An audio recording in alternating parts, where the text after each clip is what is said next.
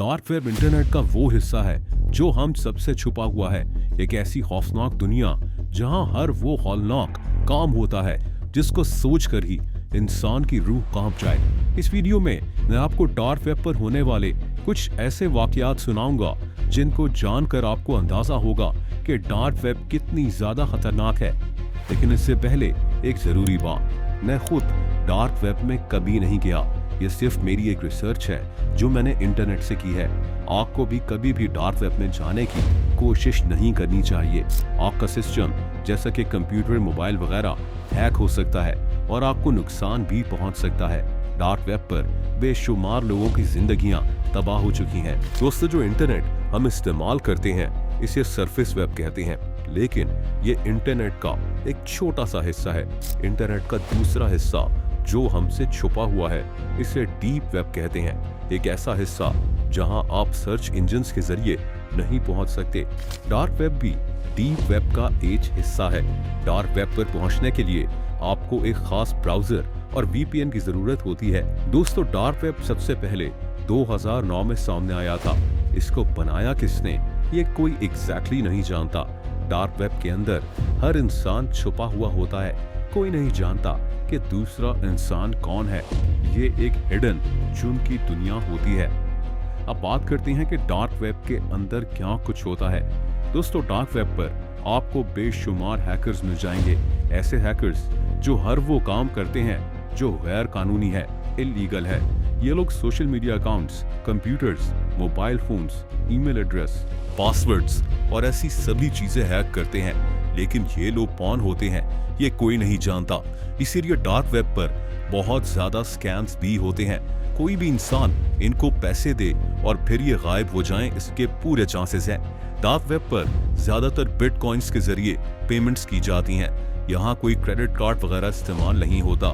Dark web पर लोगों के चोरी शुदा क्रेडिट कार्ड्स भी बिक रहे होते हैं। लोगों के पेपाल अकाउंट्स भी इधर बिकते हैं। लेकिन जाहिर सी बात है कि ये एक संगीन जुर्म है। कोई इनको खरीद ले, इस्तेमाल करे तो पूरे चांसेस हैं कि वो पकड़ा जाएगा। इसीलिए ये लोग चोरी शुदा क्रेडिट कार्ड्स को खुद इस्तेमाल नहीं करते, बल्कि लोगों को पैसों के बदले बेच देते हैं ताकि ये खुद पकड़े ना जाएं। दोस्तों, डार्क वेब पर जाली और फेक आईडीज भी बिकती हैं, जैसा कि अमेरिका का कोई जाली ड्राइविंग लाइसेंस। यहाँ अमेरिका की सारी स्टेट्स के ड्राइविंग लाइसेंस बिक रहे होते हैं। बेचने वाले कौन है कोई नहीं जानता। डार्क वेब पर कोई इनके बारे में नहीं जान सकता। यहाँ चोरी शुदा मोबाइल्स, लैपटॉप्स वगैरह भी बिक रहे होते हैं। डार्क वेब पर जाली करेंसी भी बिकती है। डॉलर्स, यूरोस और दुनिया की तकरीबन हर करेंसी। बाद में चाहे खरीदने वाला पकड़ा जाए या जेल चला जाए, ये इन लोगों का मसला नहीं है। यहाँ ड्रग्स भी बिकती हैं, गन्स भी बिकती हैं। एक और इंतहाई हौलनाक चीज जो डार्क वेब पर मौजूद होती है वो हायरिंग अ हिटमैन है।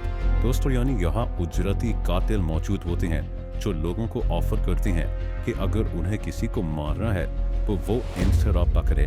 मेरे ख्याल से इन चीज़ों के मुतालिक ज़्यादा बात भी नहीं करनी चाहिए, लेकिन बहरहाल डार्क वेब पर यह भी होता है। एक और इंतहाई शॉकिंग चीज़ जो डार्क वेब पर होती है वो डार्क वेब पर मौजूद वायलेंट वीडियोस हैं। यहाँ ऐसी वीडियोस मौजूद होती हैं जिनको कोई आम इंसान देख ही नहीं सकता।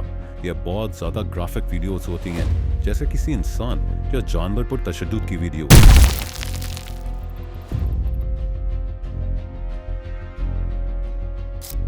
क्लोए आइलिंग एक ब्रिटिश मॉडल है।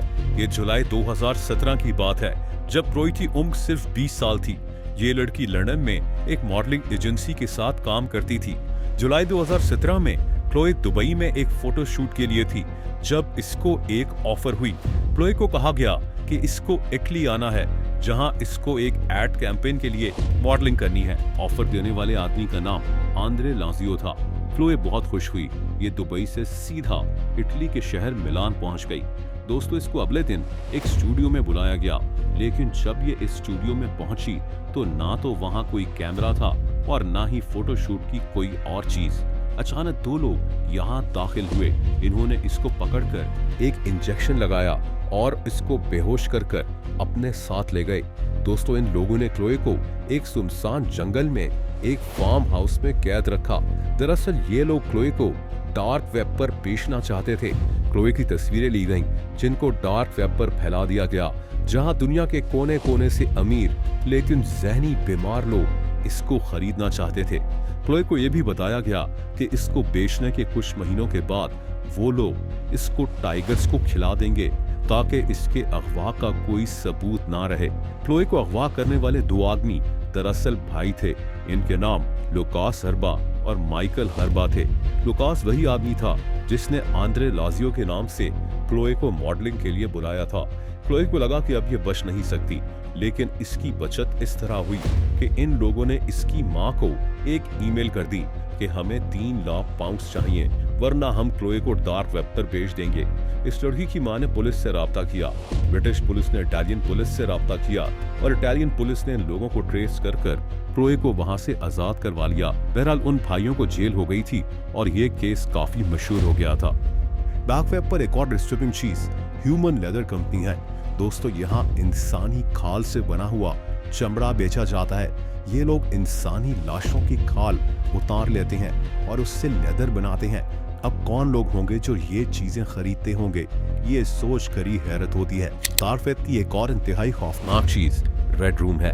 अब रेड रूम असल में एग्जिस्ट करता है कि नहीं, ये कोई नहीं जानता, लेकिन मशहूर ये है कि यहाँ लोगों को टॉर्चर किया जाता है और इनकी लाइव वीडियोस डार्क वेब पर बैठे लोग पैसे देकर देख रहे होते हैं। लेकिन दोस्तों, रेड रूम होने का कोई ठोस सबूत मौजूद नहीं है। डार्क वेब पर इंसानों को टॉर्चर करती हुई वीडियोस तो बेची जाती हैं, लेकिन एक खास किस्म का कमरा जहां लोगों को लाइव टॉर्चर किया जाता है, ये असल में एग्जिस्ट करता है कि नहीं, ये कोई नहीं जानता। लेकिन इसके मुतालिक बातें काफी होती हैं।